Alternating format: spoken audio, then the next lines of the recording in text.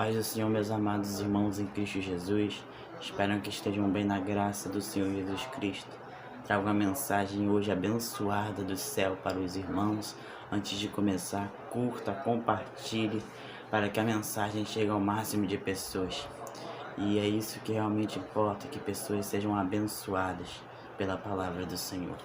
A palavra que eu estarei lendo se encontra em 2 Crônicas, capítulo 20. Estarei lendo alguns versículos, mas quando os irmãos tiverem tempo, eu recomendo que leiam do versículo 1 ao versículo 30, porque é uma história muito bela do rei Josafá. Estaremos lendo alguns versículos que diz assim, versículo 1.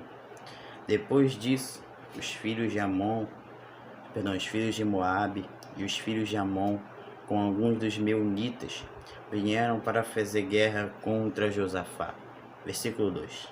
Então vieram alguns que avisaram Josafá, dizendo: uma grande multidão que está vindo contra Judá, do outro lado do Mar Morto, da Síria. Eis que já estão em Armazon-Tamar, que é em Engedi. Versículo 3. Então Josafá teve medo e decidiu buscar o Senhor, e proclamou um jejum em todo o Judá. Versículo 12. Ó nosso Deus, acaso não exultarás o teu juízo? Porque em nós não há força para resistirmos contra esta. Ó nosso Deus, acaso não exultarás o teu juízo contra eles? Porque em nós não há força para resistirmos a esta grande multidão que vem contra nós. Não sabemos o que fazer, mas os nossos olhos estão postos em ti. Versículo 17. Neste encontro, vocês não precisarão lutar.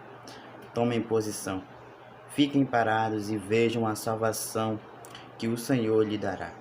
Ó Judá e Jerusalém, não tenham medo, nem se assustem. Amanhã saiam ao encontro deles, porque o Senhor está com vocês. Versículo 22. No momento em que começaram a cantar e dar louvores, o Senhor pôs emboscadas contra os filhos de Amon e de Moabe e os do monte Seir, que vieram contra Judá e foram derrotados. Amém, meus irmãos, vamos estar aplicando algumas aplicações que o texto que eu acabei de ler nos oferece. Nós nos deparamos com o rei Josafá em uma de suas batalhas contra os filhos de Moabe, de Amon e os moabitas, amonitas, descendentes da família de Ló, o sobrinho de Abraão.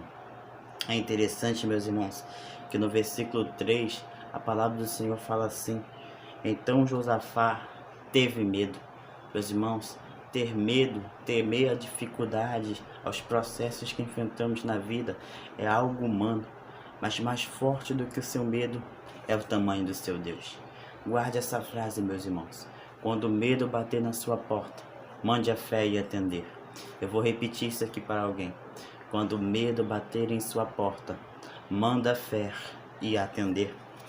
Após receber o aviso que os inimigos vinham atrás de Josafá, a palavra fala: Josafá decidiu buscar o Senhor. Existem situações na sua vida que possuem um único propósito: te fazer buscar o Senhor. Então, o que você está esperando? O Salmos 30, verso 2 diz assim: clamei a ti e tu me sarás. Se você clamar, se você se posicionar nessa guerra, o Senhor irá te salvar da sua situação.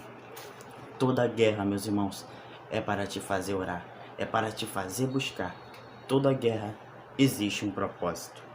Versículo 12 diz assim, meus irmãos, a parte que lemos: porque em nós não há força para resistirmos. Josafá reconhecia a sua limitação, o tamanho do seu braço, sabia que ele não era capaz para vencer.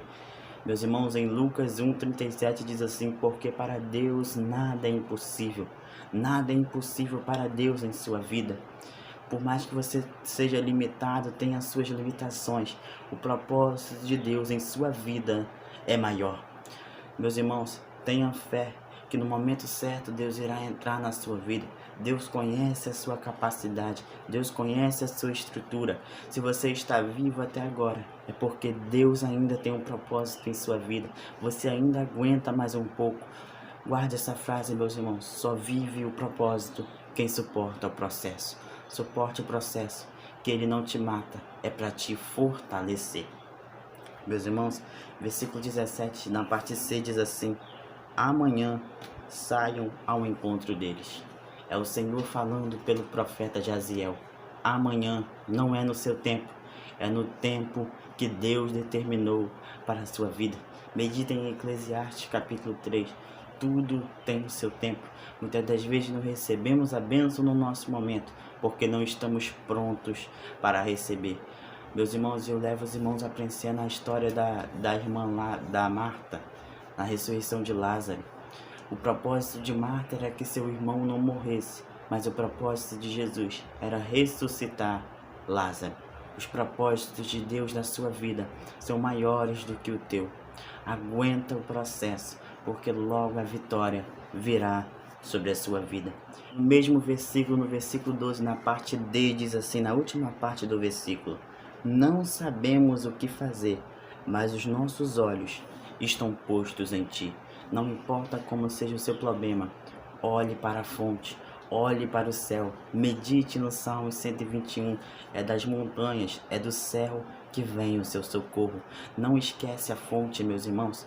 Quando Pedro ali em Mateus 14, ele estava andando sobre as águas olhando para Jesus, mas quando ele começou a olhar para o vento, quando tirou os olhos da fonte, começou a afundar.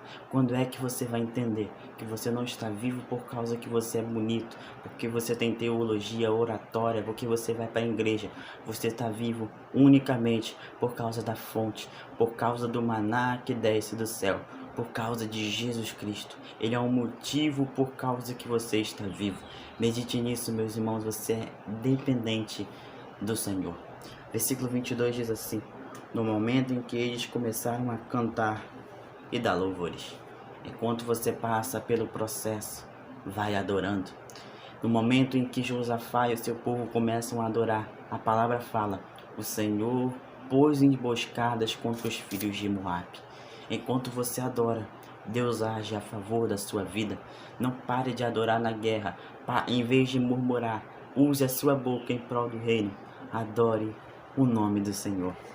E o último versículo em que nós lemos, o versículo 30, diz assim: assim o reino de Josafá teve paz.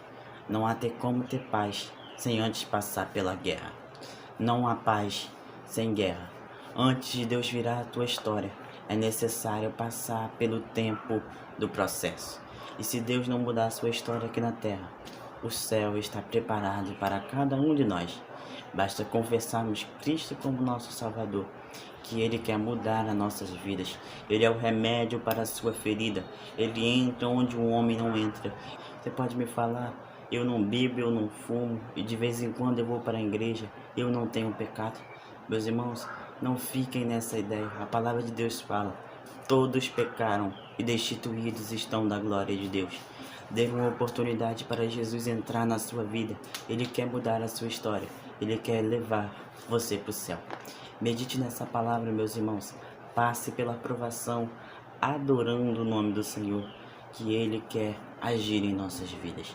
E assim eu agradeço a oportunidade. No nome do Senhor Jesus Cristo.